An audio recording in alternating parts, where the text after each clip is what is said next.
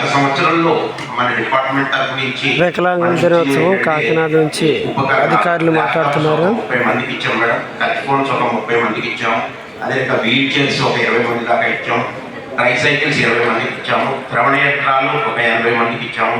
అందుల చేతికర్లు ఒక 35 మందికి, శంఖకర్లు 45 మందికి, టోటల్గా 262 ఉపకరణాలు 26,13,000 తోటి మనం ప్రభుత్వం తరఫున వీరికి ఉచితంగా అందజేయడం జరిగింది మేడం. అంతేకాకుండా ఇప్పుడు ఈ సంవత్సరం కూటమి ప్రభుత్వం వచ్చిన తర్వాత మోటరైజ్డ్ రెట్రోఫిటెడ్ మోటరైజ్డ్ వాహనాలు కూడా మంజూరు చేయడం జరిగింది మేడం.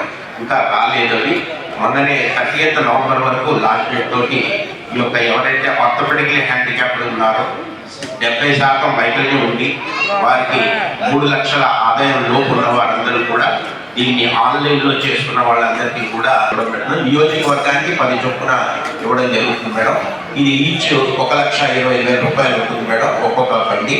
దీన్ని ఏంటంటే ఒక డిస్ట్రిక్ట్ లెవెల్ సెలక్షన్ కమిటీ ఉంది మేడం. కలెక్టర్ గారు, జాయింట్ కలెక్టర్ గారు, PD women and child welfare, PD DRDA, AD disable welfare వీరందరి ఆధ్వర్యంలో ఒక కమిటీ ద్వారా బయలుదేరి చేసి అది ప్రభుత్వానికి పంపించిన తర్వాత ప్రభుత్వం వారు మనకి స్కూటర్లు మంజూరు చేస్తారు మేడం. అవి చేసిన తర్వాత మన గవర్నమెంట్ శాసనసభ్యులు, ఎమ్మెల్సీ గారు, ఎంపీ గారు వీళ్ళందరూ ఆర్గనైజ్ చేసి వారి చేతుల మీదుగా ఇది ఇవ్వడం చేయడం జరిగింది మేడం. ఆ రకంగా చేసి 1891 మంది లబ్ధిదారులు గుర్తించి వాళ్ళకి 2,878 ఉపకరణాలు 3,19,00,000 మనం ఇవ్వడం జరిగింది మేడం. ఈ ఉపకరణాల్లో ఏంటంటే వారికి కావలసిన అన్ని battery cycles, tricycles, wheelchairs, rollators ఇవన్నీ కూడా ఇవ్వడం జరిగింది మేడం. గత సంవత్సరం మనం 3,19,00,000 వర్త్ ఆఫ్ ఉపకరణాలు అలింకో సంస్థ ద్వారా ఇవ్వడం జరిగింది మేడం.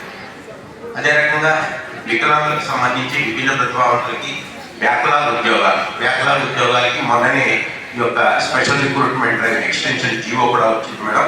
దీనికి అనుగుణంగా ప్రభుత్వం ఇచ్చిన ఉత్తర్వుల మేరకి మనం కలెక్టర్ గారి ఆధ్వర్యంలో కమిటీ ఉంటుంది మేడం. వారి ద్వారా మనం దీన్ని యొక్క రిక్రూట్మెంట్ ప్రాసెస్ చేయడం జరుగుతుంది. ఇంతకుముందు మనం చూసుకున్నప్పుడు వచ్చిన 2022 నుంచి 2022 వరకు సుమారుగా 569 మంది విభిన్న ప్రతిభావంతులకి ప్రభుత్వంలో ఉద్యోగాలు కల్పించడం జరిగింది.